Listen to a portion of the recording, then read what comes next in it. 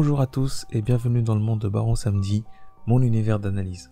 Comme vous l'aurez remarqué, cette vidéo ne traitera pas de One Piece, mais bien de Jupiter Legacy, la série récemment diffusée par Netflix.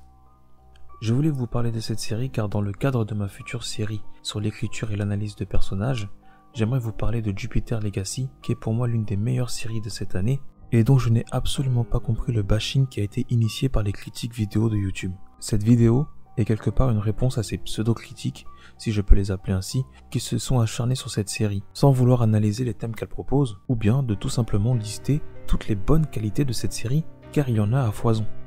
Parce que je considère que quand on est un youtubeur, il est important d'analyser une œuvre quand on la regarde, mais aussi qu'on la critique. J'avais besoin de placer mon commentaire sous Jupiter Legacy en espérant que nous soyons nombreux à avoir vu les mêmes choses et que nous ayons pris le même plaisir en regardant cette série.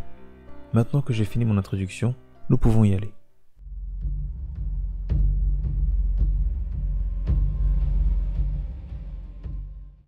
Pour commencer la critique, on va déjà rappeler ce qu'est Jupiter Legacy pour ceux qui n'ont pas vu la série.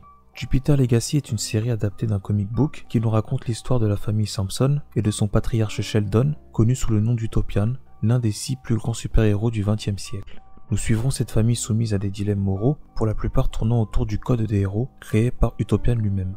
L'histoire débute alors que le monde est en plein changement et que la nouvelle génération de héros se heurte à l'ultra-violence des super-vilains. La question que l'on va se poser est comment cette nouvelle génération de héros va réagir et surtout comment Utopian va pouvoir gérer ce problème.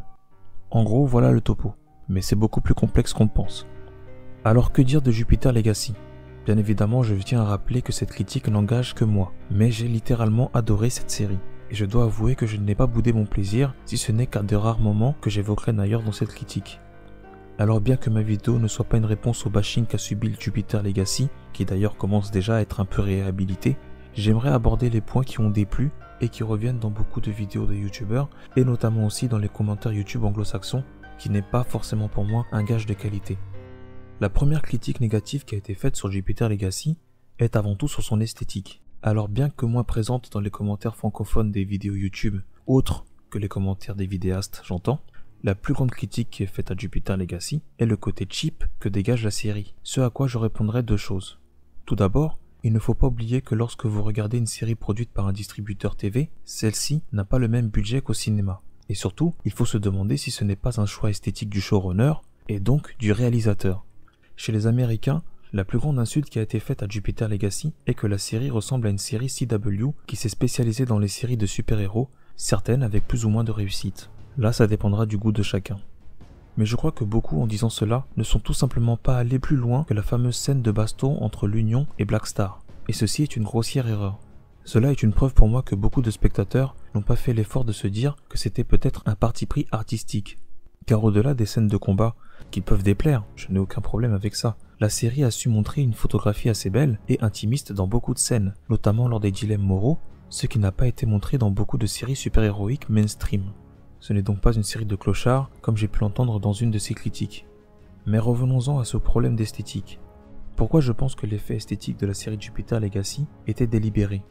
Je dis ça car je connais le travail de Steven DeKnight, qui est un familier de ce côté un peu kitsch, et que comme beaucoup, j'ai fait partie de ceux qui répudiaient son travail, notamment sur la série Spartacus.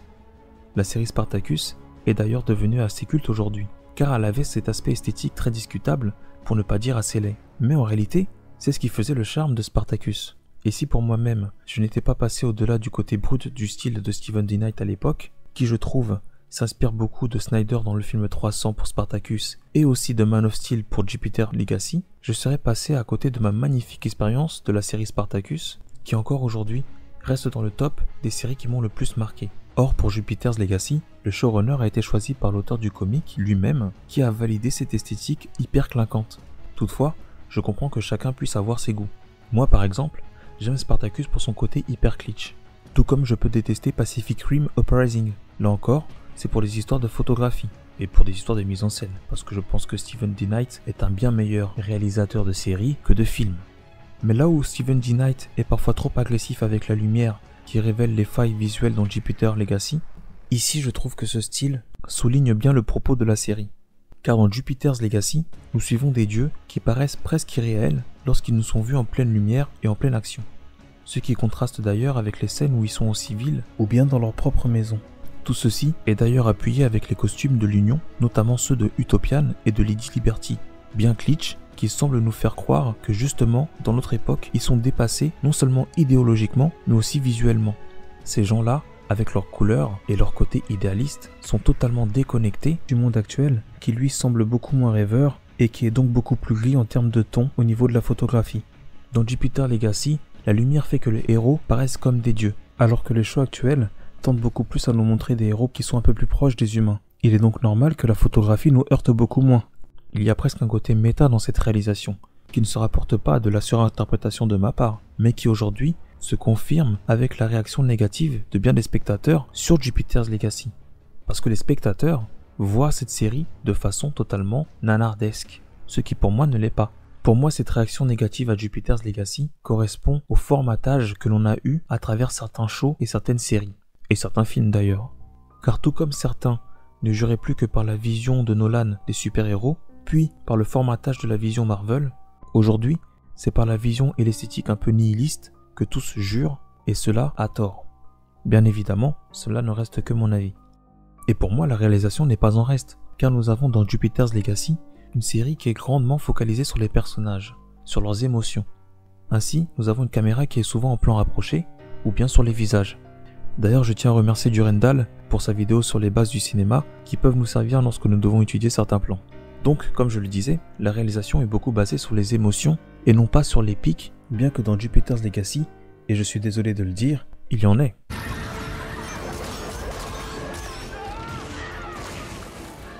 Pour moi, rien que l'extrait de cette scène est un moment fort de la série, car on voit que les héros luttent, mais qui n'ont aucun impact sur leur adversaire. On sent un désespoir, une impossibilité de lutter face à la situation, qui aura beaucoup plus d'impact, surtout lorsque l'on verra que quelqu'un brisera le fameux code de Sheldon. Alors pour moi, ce n'est pas de l'extraordinaire réalisation, mais c'est une réalisation qui essaie de nous rapporter et de nous raconter quelque chose, chose que Marvel ne réussit pas forcément à faire. Je sais pas si vous avez vu Endgame, mais Endgame est presque du même acabit, sauf qu'il y a beaucoup plus de moyens. Je n'aimerais pas revenir là-dessus, cela ne reste que mon avis personnel. Pour en revenir à la réalisation de Jupiter's Legacy est une réalisation qui sait aussi prendre son temps et qui met en valeur les acteurs. Ceci est une mention spéciale à Josh Duhamel, qui m'avait beaucoup manqué sur les écrans de télé.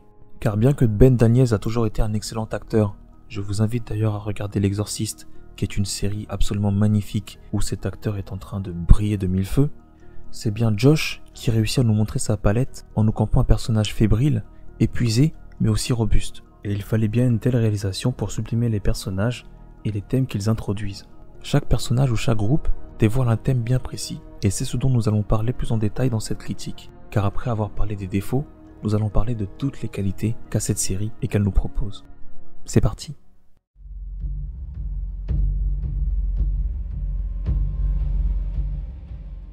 Premier personnage présenté dans la série, Brandon est l'élément déclencheur de ce premier volume. En effet, c'est par lui que ressurgissent toutes les tensions liées par le fameux code instauré par les 6 de l'Union mené par Utopian. Alors on peut bien évidemment dire que Brandon n'a pas été le personnage hyper développé de cette série. Il est très vite mis au placard par son père, mais aussi par la série, ce qui lui laisse peu de chances pour briller. Cependant, on peut se dire qu'inconsciemment, la série a traduit le grand dilemme de Brandon, car tout comme son personnage est dans l'ombre d'Utopian qui attire toujours les regards sur lui, y compris les regards du spectateur, eh bien le parcours de Brandon, son parcours du héros, est éclipsé par celui de Sheldon à nos propres yeux de spectateurs. Encore une fois, il y a encore un petit côté méta. Et bien que beaucoup de pseudo-critiques, entre guillemets, se sont permis de dire que les flashbacks ne servent à rien et sont inintéressants, alors que pour moi, ils sont justement le point fort de cette série, ces flashbacks qui ont été critiqués nous permettent d'opposer le parcours du héros de Sheldon à celui de Brandon, son fils. Tout comme Sheldon, Brandon doit se lancer dans son propre parcours du héros pour devenir le symbole super-héroïque. Et c'est étrangement en accomplissant un acte réprouvé par son père et modèle que débute sa quête et commence le débat. Ce débat est d'ailleurs très simple. Nous avons d'un côté ceux qui sont heureux que Paragon, lors du cas extrême, puisse tuer un super-vilain, et de l'autre, ceux qui pensent que le code ne doit pas être brisé.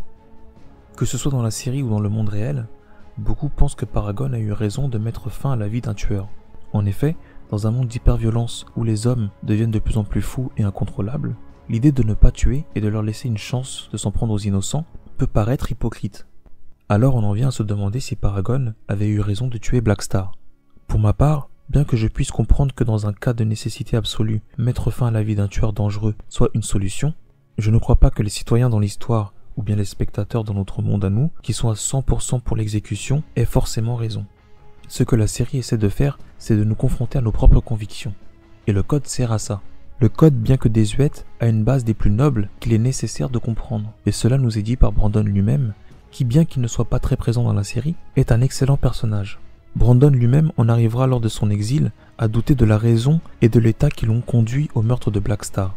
Encore une fois, la question à nous poser n'est pas « Brandon a-t-il eu raison de tuer ?» La question que nous devons nous poser est « Pourquoi Brandon a-t-il tué ?» Et lorsque l'on change de point de vue, tout devient totalement différent. Pour ma part, ici je crois que la série nous montre les dangers du populisme. Un sondage montre que 78% des Américains approuvent que votre fils ait tué un super vilain. C'est la vérité. Un grand nombre de mes compatriotes devraient se demander dans quel pays ils veulent vivre. Utiliser la force et tuer sans procès n'a rien à voir avec la justice. Pour moi, et dans ce cas précis, il est dangereux de se soumettre à la philosophie du peuple, car celui-ci ne veut pas prendre en compte la responsabilité individuelle.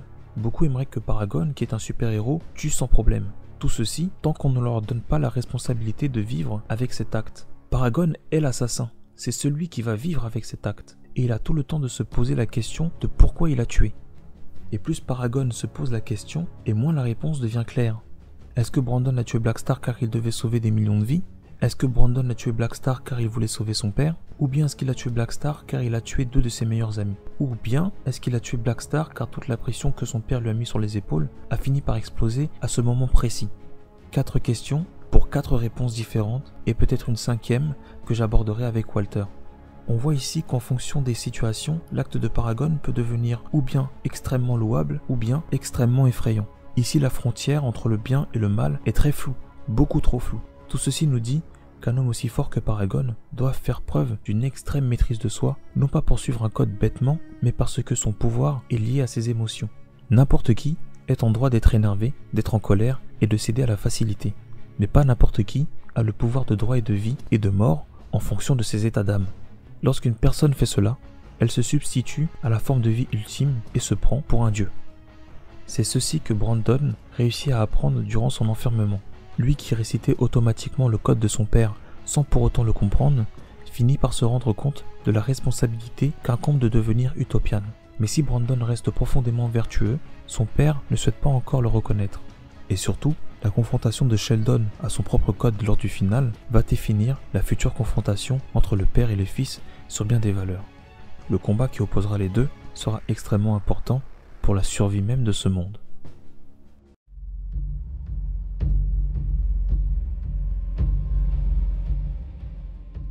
Outre la question du code qui est le fil rouge de la série, Jupiter's Legacy traite énormément de la question de l'héritage.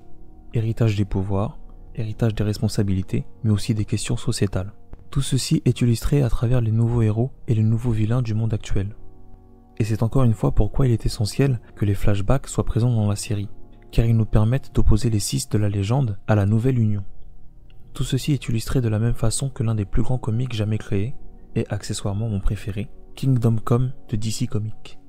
En effet, Jupiter's Legacy, et donc son auteur Mark Millar, sont extrêmement inspirés de Kingdom Come dans ses thèmes, notamment celui de la différence générationnelle entre les anciens héros représentés par Superman, qui lui aussi possède un code, et les nouveaux héros en pleine rébellion. Pour ceux qui n'ont jamais lu Kingdom Come, déjà je vous invite à lire cette œuvre unique, parce qu'elle a su inspirer énormément d'œuvres classiques, dont le très célèbre Civil War, écrit par, je vous laisse deviner, oui, Mark Millar. C'est d'ailleurs Mark Millar lui-même qui évoquera Jupiter's Legacy comme une guerre entre millennials et boomers qui ne cessent de se balancer des reproches. Le dialogue, ou plutôt son absence, est la source même de l'histoire de la série. C'est sans doute le point de départ du conflit à venir. C'est là encore que Jupiter's Legacy frappe juste. Nous-mêmes avons des difficultés à nous entendre avec les générations qui nous ont précédés, parce que nous n'avons pas vécu les mêmes choses, que le monde a changé et que nos idéaux ne sont plus les mêmes. Ceci est autant montré par la dispute banale entre Sheldon et Chloé sur sa nudité, Sheldon étant né dans les années puritaines, que par celle entre Grace en Lady Liberty face au nouveau guerrier de l'Union qui était prêt à exécuter un vilain. Alors on pourrait se dire que la série a un point de vue un peu rétrograde et réactionnaire, car après tout, bien que la série alterne les points de vue, Sheldon reste le héros, et rapidement on est d'avis de suivre sa philosophie. Enfin du moins pour moi c'était le cas. Et je dois avouer que de mon côté, je n'ai que très peu d'empathie pour la nouvelle génération de héros lorsque je vois les 6 de l'Union. Alors oui, après c'est difficilement comparable, les 6 originels ont une certaine prestance, une allure divine qui fait qu'ils sont difficilement atteignables par les autres. Pourtant les 6 ne sont pas parfaits, loin de là d'ailleurs, car c'est justement cette volonté de perfection et cette fausse exigence qui fait que les nouveaux héros sont actuellement perdus. Aussi lors du second visionnage de la série, j'ai dû réviser mon jugement, car les nouveaux héros, bien que perdus, ont aussi des mots à dire. L'héritage qu'ils ont reçu est différent de celui des 6. Les 6 avaient été choisis pour être des héros, eux non. Jupiter's Legacy aborde là le concept de l'inné et de l'acquis. Naît-on un héros ou bien le devient-on? C'est une bonne question. Les flashbacks démontrent que les 6 originels sont passés à travers l'enfer et ont dû prouver qu'ils étaient dignes de recevoir leur pouvoir. Les nouveaux héros, sans doute descendants des passagers du bateau, non. Néanmoins, est-ce pourtant qu'ils sont indignes? Eh bien non. Ils font au maximum de leur capacité et essayent de comprendre le poids des responsabilités, mais subissent avec violence ce même poids des responsabilités, parfois même au prix de leur vie. C'est pourquoi ils ont besoin d'un guide qui malheureusement est absent. On le voit justement avec les 2 personnages que sont Chloé et Faisceau Fantôme, qui représentent 2 pendants de la nouvelle génération. Faisceau Fantôme est une jeune héroïne qui suit le code d'Utopian à la lettre. Une enfant naïve, peu préparée à la violence du monde. Elle le paie violemment de sa vie dans la série. Pour autant, Faisceau Fantôme était une réelle héroïne. Tout comme Chloé, qui aussi caractérielle et ingrate qu'elle soit, est aussi une héroïne. C'est inné. Chloé était celle qui protégeait Faisceau Fantôme quand elle était jeune. Prendre soin des autres est dans sa nature. Une nature qui manque à se révéler car tous ces jeunes héros n'ont pas eu de modèle. Tout ceci nous amène à la responsabilité d'Utopian qui, à travers son code, a totalement détruit le principe d'héritage en conservant égoïstement le droit au débat, le droit d'action et le savoir acquis par l'expérience. Tous ces jeunes super-héros, ce ne sont que des gosses qui se sentent exclus de tout. Ils se sentent ignorés par nous. On leur demande de respecter des règles qui sont devenues inapplicables aujourd'hui. Ils sont terrorisés, Sheldon. Je voudrais que tu fasses l'effort d'écouter. Mais cet héritage n'est pas figé. Il pourrait être débloqué grâce à un autre personnage qui a beaucoup d'importance dans cette histoire.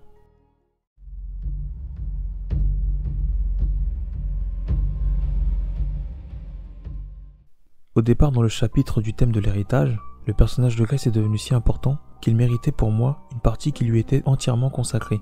Ce qui est parfait parce que le thème de Grace aborde 2 personnages. Le personnage de Grace est intimement lié à celui de Chloé. Bon, déjà elles sont mère et fille, elles sont liées par le sang. Mais surtout, l'une semble être le parfait reflet déformé de l'autre. Si j'aborde le personnage de Grace après la question de l'héritage, c'est avant tout car Grace est au centre de ce débat. Dans le chapitre précédent, je disais qu'Utopian était celui qui conservait jalousement tous les pouvoirs et qui empêchait la nouvelle génération d'apprendre et de se mettre sur le droit chemin. C'est en cela que vient s'opposer le personnage de Grace, qui est pour moi le 3e meilleur personnage de cette série. Car dans Jupiter's Legacy, tout nous montre que c'est en réalité Grace qui devrait être la chef de l'Union. Tout simplement parce que Grace a déjà tout cela en elle. Encore une fois, inné et acquis. Que ce soit dans le temps présent ou dans le passé, Grace a toujours été la voix de la raison. Elle est très intelligente, elle sait faire preuve d'empathie, et surtout, elle sait agir de façon autoritaire sans pour autant contraindre les autres. Sans elle, le groupe de Sheldon se serait sans doute perdu sur les mers et se serait sans doute massacré dans la grotte. Sans Grace, l'Union ne tiendrait pas car Utopian aurait été détrôné par la nouvelle génération. On aurait subi un coup d'état. Donc oui, Grace devrait être la chef de l'Union. Mais étrangement, on constate dans la série qu'elle reste en retrait. Et on peut voir que cela n'est pas dans sa nature profonde. Quelque chose a changé en Grace. C'est là qu'apparaît le personnage de Chloé. Car Chloé représente ce que Grace n'est plus, mais de façon totalement extrême. Tout ceci est symbolisé par la scène du photoshoot où on demande à Chloé de poser comme sa mère, ce à quoi elle se refuse violemment. Cette scène est importante car elle marque l'opposition entre les 2 femmes, bien que toutes les 2 agissent de la même façon. Car Chloé est comme sa mère en réalité. Elle irait jusqu'au bout du monde pour son homme. Ceci est un petit spoil pour le final, mais faisons comme si j'avais rien dit. Pour revenir au personnage de la jeune fille, Chloé se refuse d'être assimilée à son père, mais encore plus à sa mère, car celle-ci représente la soumission et la perte de soi. Car évidemment, à travers ces 2 femmes, Jupiter's Legacy aborde aussi le thème du féminisme de façon assez subtile. Parce que Grace est une femme pacifique et mesurée, elle s'est finalement effacée derrière l'ombre de Sheldon. Elle est devenue soumise, comme le montre la scène où elle s'en prend à Chloé plutôt qu'à son mari Sheldon. Chloé, ne sois pas insultante. Excuse-toi et vite. Mais c'est lui qui a commencé tout de suite. Toutes mes excuses. Une scène qui peut paraître anecdotique, mais qui a beaucoup de sens dans les mariages traditionnels, notamment aux États-Unis. On pourrait même aller jusqu'à dire que Grace est une victime du système patriarcal dans son mariage, alors que dans la sphère du travail, bien que rabrouée, elle était indépendante et forte. Ici, Sheldon est tellement omniprésent dans son couple qu'il lui bouffe son espace vital et sa capacité de penser, ce que Grace réalise de plus en plus, surtout après la perte de Phantom et sa dispute avec Chloé. On suit le parcours du héros de Grace avec la fameuse dispute qu'elle a avec Sheldon, qui reste pour moi une de mes scènes préférées de la série. Tu peux me dire ce qui te prend, lui? Le temps presse, vous n'étiez pas d'accord, alors j'ai pris la décision. J'en avais pris une aussi. Je dois en conclure qu'avoir un avis opposé au tien, tu considères que c'est une dissension aujourd'hui? Il faut que toi et moi, on soit solidaires dans les décisions. Non, je ne suis pas d'accord avec toi. Ici, dans cette scène, Grace reprend le pouvoir, premièrement au sein de son couple, ensuite au sein de l'union, et finalement sur son propre destin. Alors reste à savoir ce qu'elle deviendra. La détermination que Grace affiche pour la bataille à venir semble nous dire que Lady Liberty est de retour, en espérant qu'il ne soit pas trop tard.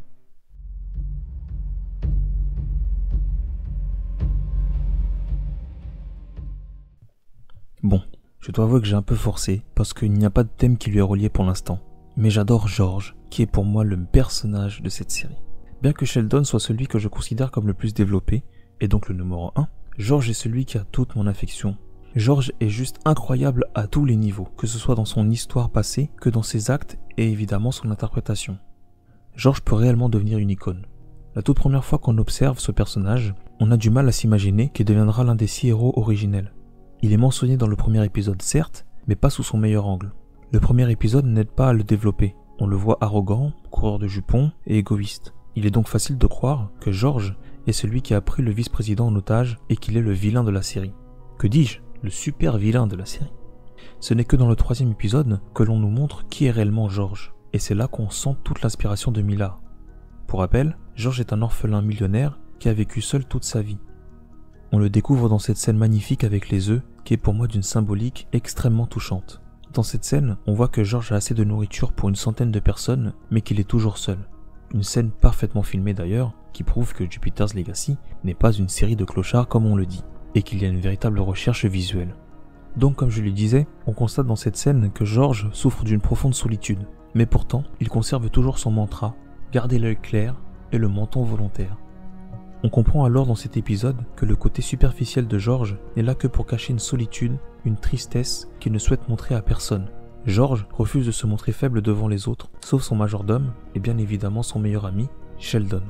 La scène avec Sheldon fait partie de mon top des scènes de la série. Lorsque l'on voit George finalement se délester du fardeau de toute sa peine à son meilleur ami et que celui-ci ne l'écoute pas car il s'est endormi, on constate toute la solitude du personnage. Et malgré ça, on se rend compte d'une chose, c'est que contrairement à Sheldon, dont la perfection est fébrile, George, lui, est un homme diablement imparfait, mais qui est pourtant profondément altruiste. Et ce qui est intriguant avec George, c'est que contrairement à la réputation qu'on lui fait, il a la foi, non seulement en ses amis, et peut-être dans le monde, chose que Sheldon, lui, n'a pas. C'est grâce à George que Sheldon finira par suivre ses visions et ne pas se tirer une balle dans la tête. C'est parce que George a cru en lui que Sheldon est encore en vie et qu'il est devenu le héros qu'il est. George avait une foi inconditionnelle en Sheldon, ce qui rend justement la tragédie de sa disparition encore plus forte et triste. Il y a beaucoup de foreshadowing dans l'épisode 3 dans la série, dont celui de George qui accepte souvent de se faire passer pour le mauvais rôle. Dans l'épisode 3, alors que George sauve littéralement Sheldon, Walter et la femme de Sheldon le blâmeront et l'acceptera de porter la culpabilité, ce qui est presque un foreshadowing pour ce qui arrivera par la suite. Avec cet instinct du sacrifice, ce côté renfermé, vous avez certainement deviné à qui George faisait allusion. En réalité, George est seulement un Bruce Wayne qui aurait en quelque sorte mal tourné.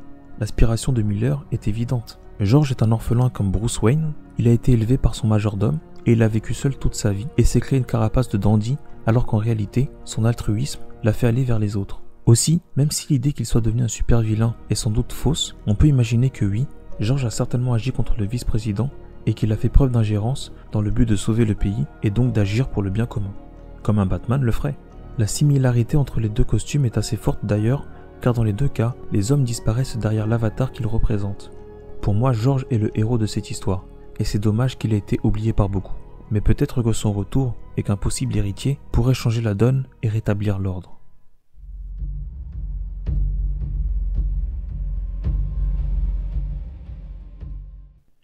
Bien, on ne pouvait pas conclure cette analyse sans parler de Sheldon et de Walter, l'ombre et la lumière si on pouvait le dire ainsi, même si en réalité on ne devrait pas parler d'un duo mais d'un trio. Déjà, la relation entre Sheldon et Walter est des plus compliquées. Je l'aborderai en fin de vidéo.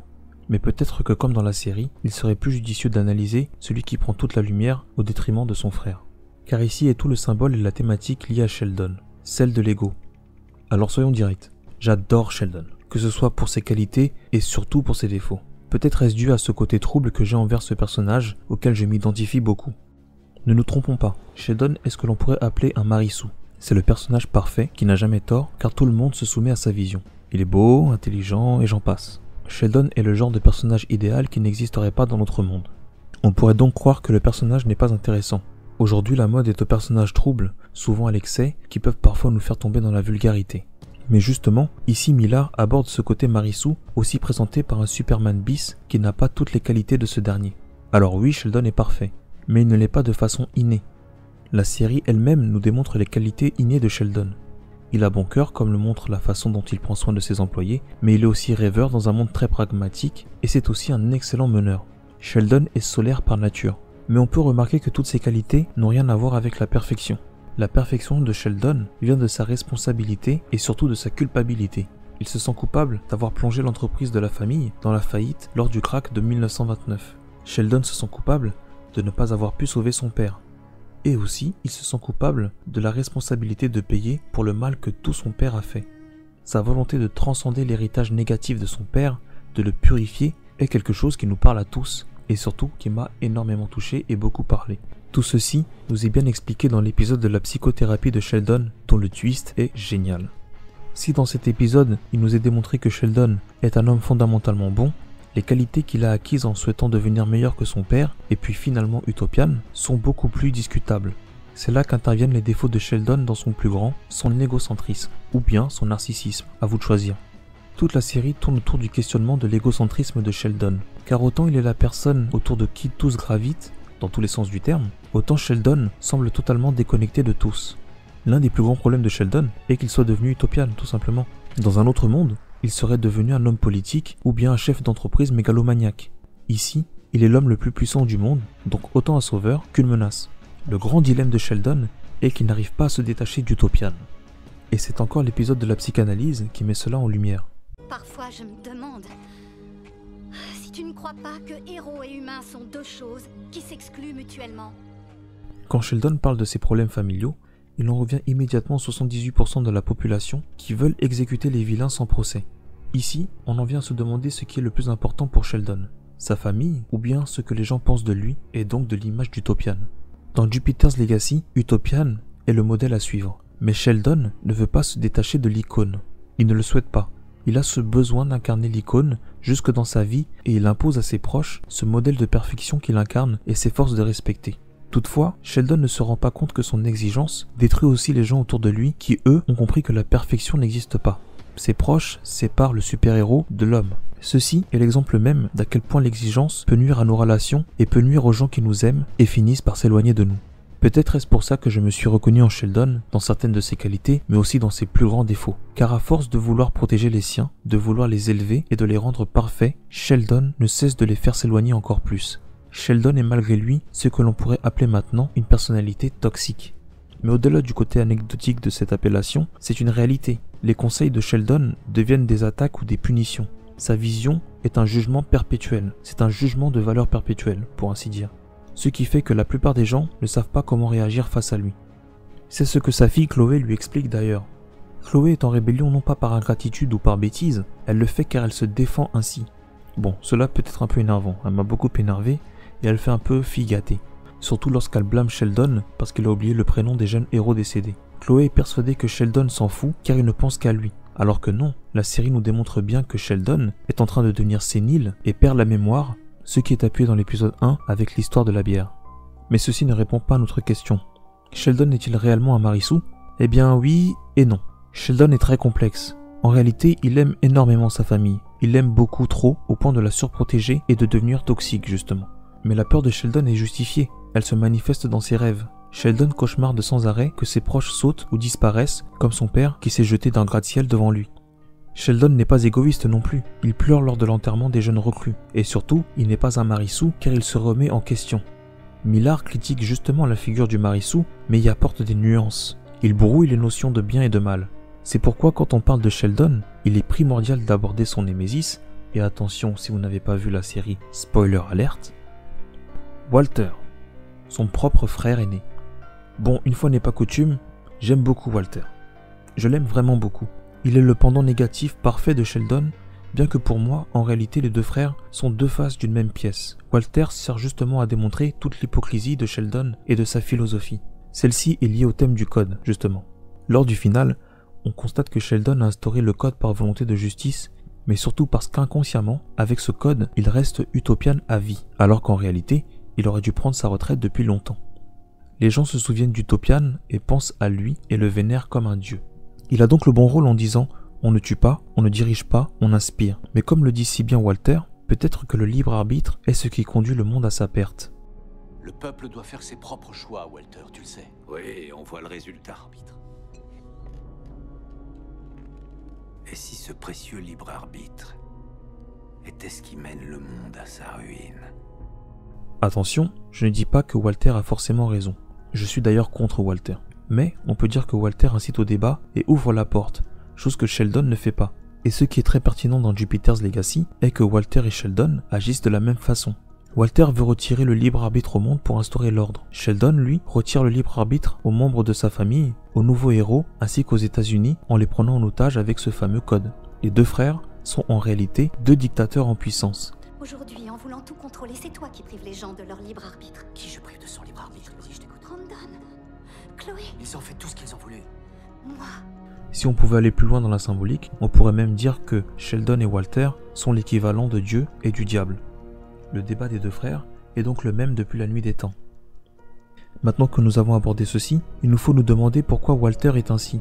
Eh bien la réponse nous est donnée avec Sheldon. Walter n'est pas un sociopathe à proprement parler.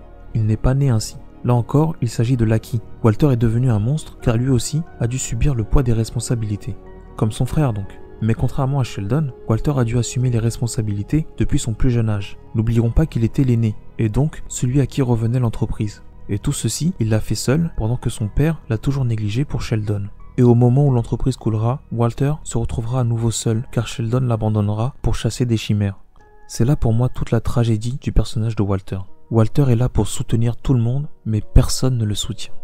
Et ce qui est marquant est que Walter a toujours été celui qui contrôle et évite à son propre monde de sombrer. On le voit bien en 1929 quand Sheldon et son père parlent de foi, alors que Walter est le seul à parler de chiffres. Il est dans le concret. Et encore une fois, Walter avait totalement raison. Walter est un homme extrêmement intelligent, et il voit des choses que bien d'autres se refusent à voir. Je dirais même que l'extrême intelligence de Walter l'a éloigné des humains et l'a poussé à délaisser son sentimentalisme pour aborder une philosophie de vie totalement cynique, peut-être même nihiliste. Le véritable visage du mal a changé. Aujourd'hui, le mal est partout. Les politiciens, les industriels véreux ou ton voisin qui a acheté une mitraillette pour faire un carnage. T'es en train de dire que le code est totalement obsolète aujourd'hui? Je me demande seulement si tout ça ne devient pas un peu lassant à la longue. Ceci est mis en exergue par la scène du cercueil. Dans cette scène, Sheldon veut que leur père soit bien habillé. Walter s'en fiche car personne ne verra la tenue dans le cercueil. On constate aussi dans cette scène que pour Walter, la vérité importe même si elle blesse. Il se fichera de blesser son frère en lui disant que son père détestait sa cravate mais qu'il la mettait pour lui faire plaisir. Donc, Walter est un personnage très bien écrit et on pourrait même lui donner raison. Depuis tout petit, Walter prédit l'avenir, propose des solutions, des bonnes solutions, mais il est toujours éclipsé par Sheldon qui prend toute la lumière. Et c'est pour moi ceci, assimilé à la faillite et au suicide de son père, qui a fait que Walter a totalement basculé et est devenu le super vilain que l'on connaît. Et il est irrécupérable. Bien qu'il aime Sheldon de tout son cœur, Walter le jalouse tout autant. Tu veux savoir quel est mon problème? C'est de tout le temps laisser ma place à mon petit frère, à qui on a toujours porté une attention inconsidérée que tu n'as jamais connue. Ce sentiment que quoi que tu fasses, personne ne t'écoutera, même si tu sais au fond de toi que tu as raison. En vrai, Walter jalouse tout le monde. Il est gouverné par l'envie. Walter est jaloux de Sheldon car il a toujours maltraité. Je te l'avais dit, Sheldon. Tu as préféré m'humilier. Tu n'écoutes rien, Sheldon. Et je sais que jamais tu n'écouteras. C'est d'ailleurs pourquoi il a décidé de manipuler Brandon, car Brandon ressemble vraiment à Walter. C'est un Walter en devenir. Walter se reconnaît en ce fils qui s'efforce d'être parfait mais qui n'est pas reconnu par son père. Voilà pourquoi il décide de manipuler Brandon et non Chloé qui elle-même était déjà en rébellion. C'est aussi parce que Walter est un jaloux compulsif qu'il décidera de s'en prendre à George, car Walter considère que George lui vole son frère. Il lui vole l'amour de son frère. Lorsque Sheldon voudra aller sur l'île, c'est George qu'il ira voir et non pas Walter. Et encore une fois, c'est avec George que Sheldon ira recruter les autres. Walter déteste profondément George car il est envieux. Et je crois aussi que Walter s'en est pris à George car contrairement à ce que beaucoup pensent, George et Walter se ressemblent beaucoup. Ils sont tous les deux très intelligents et surtout, je pense que George savait tout de Walter. Tout, de sa colère envers son frère, à ses peurs et surtout sa folie naissante. C'est pourquoi Walter devait se débarrasser de lui. Il y a beaucoup de dialogues d'ailleurs qui nous laissent songer que George connaissait tout. Il y a celui où George dit que c'est très difficile à Walter de s'occuper de son frère alors qu'il le jalouse, mais celui aussi où George révèle les failles de Walter durant son enfance. On comprend donc pourquoi les deux étaient hyper antagonistes. Et tout ceci nous a conduit à ces événements, la fin de George et maintenant l'attaque de Black Star. Et je le répète, mais ces flashbacks étaient essentiels pour que l'on comprenne tout ceci. Et ce que je ne comprends pas, c'est pourquoi certains youtubeurs français ont dit que ces flashbacks n'amenaient à rien, alors que tout se repose sur l'idée de l'ironie dramatique. Et encore une fois, ce n'est pas une attaque personnelle, mais lorsque des critiques YouTube ne font pas l'effort d'analyser l'écriture d'une série, alors que c'est pourtant le but même de cette série, pour moi c'est totalement aller à l'encontre même de l'analyse. Et c'est le problème que je vais reprocher à ces youtubeurs, et notamment aussi au public adepte de Netflix, et de la manière dont il a changé la façon de consommer du spectateur. Alors que dire pour conclure cette analyse sur Jupiter Legacy? Tout simplement qu'elle était fastidieuse tant la série a à nous raconter. Et si beaucoup de lecteurs du comics l'ont dit, c'est seulement le début, alors je me languis de voir la suite. Alors oui, à notre époque du binge-watching, où on regarde des séries sans pouvoir essayer de les comprendre, et que des pseudo-critiques leur taillent de mauvaise réputation, les chances de revoir Jupiter's Legacy pour une saison 2 sont assez infimes. Mais on peut toujours espérer, d'ailleurs la série est en train de remonter au niveau de la popularité. Moi j'ai fait cette vidéo pour apporter quelque chose de nouveau, pour ceux qui ont aimé ou détesté, et surtout pour inviter au débat, en essayant de faire une analyse et une bonne critique, et non pas pour influencer. Mais j'espère que vous regarderez Jupiter's Legacy et que vous prendrez du plaisir. Pour ma part, je vous dis à très bientôt, et je vous remercie pour votre visionnage. Et pour mes abonnés, je vous dis à très bientôt sur Grand Line.